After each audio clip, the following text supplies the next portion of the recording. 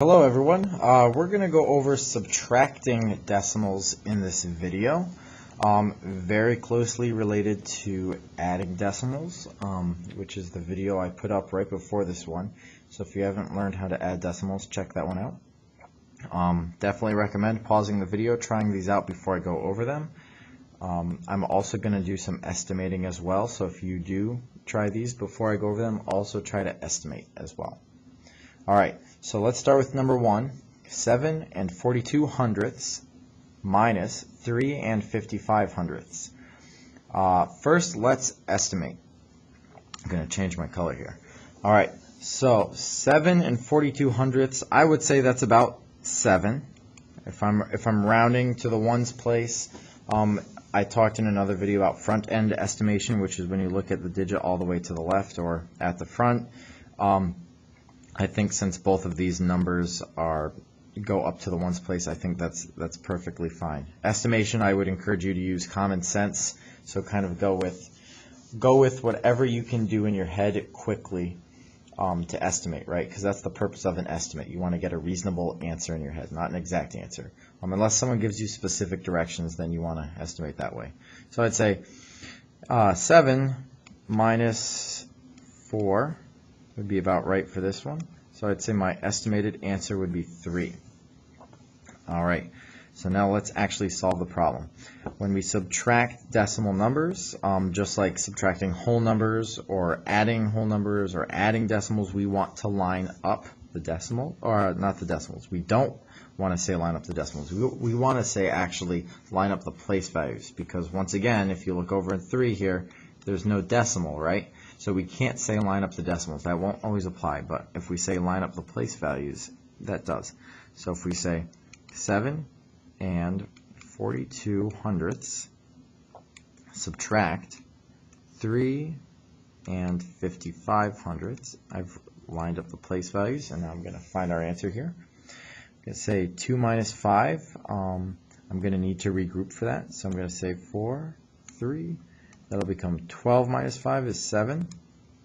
3 minus 5, I can't do that once again, so I'm going to have to group. That 7 becomes a 6, and that'll make that 13 here, so 13 tenths minus 5 tenths. That'll be 8. Bring down my decimal point there, and 6 minus 3 is 3.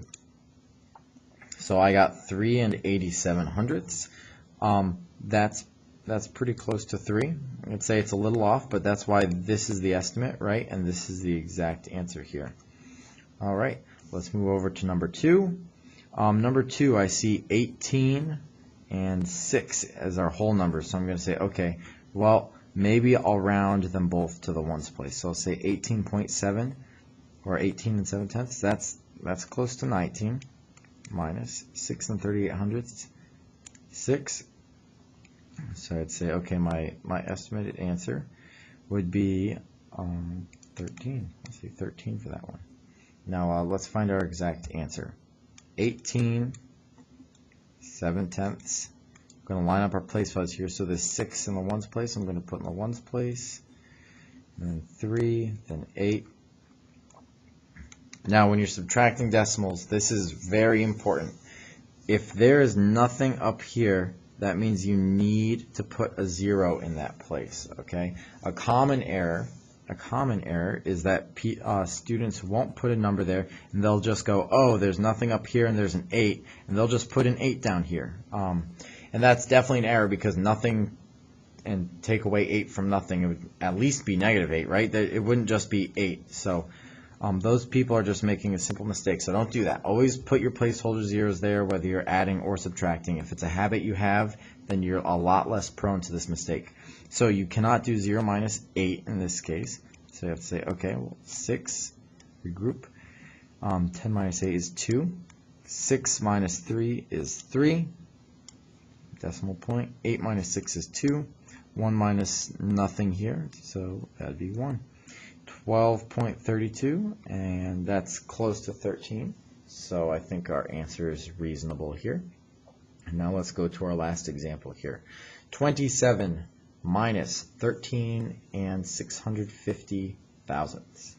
All right, so I'm going to estimate. So here there's a couple ways. If I was being really quick, I would probably do this. I'd probably say, okay, 30 minus 10. I'd say that would be 20. And if you're walking down, I don't know, walking down the aisle in the grocery store, you probably are just gonna look, do a quick calculation, keep moving on. You don't want to have to sit there for 5 minutes just to estimate, right? You'd rather whip out the calculator. So 30 minus 10 is 20 if I was being really quick. If you're the type of person who likes to kind of sit and get a slightly more exact estimate, you might say, okay, well, 27 minus, and you could say 14, and then you could say, okay, 27 down to 17, and then take away 4, so you're going, okay, 13, does that sound right? 13.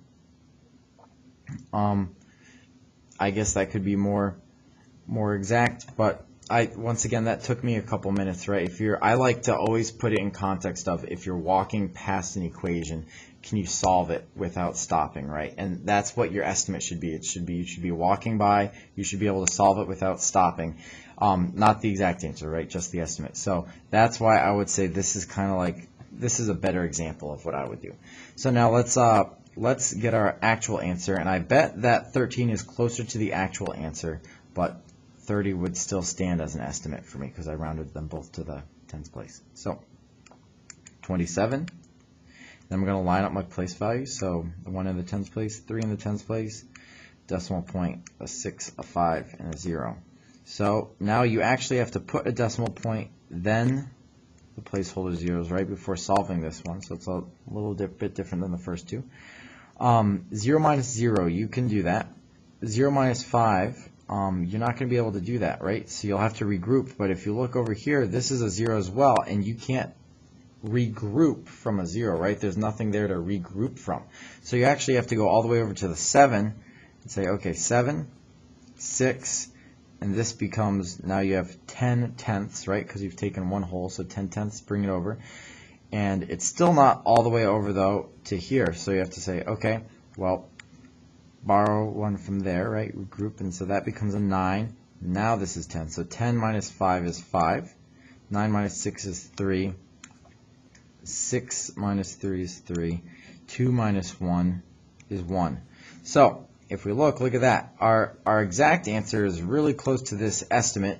However, this estimate took us a little bit, so we were kind of doing half calculating, half estimate. So I'd say this was our estimate, which it looks like maybe that wasn't the best estimate, but that's why an estimate is not exact, and that's why we actually do math to get the exact answer. So that was subtracting decimals. Any questions, post them below. Any other helpful links, post them below. Thanks for watching today.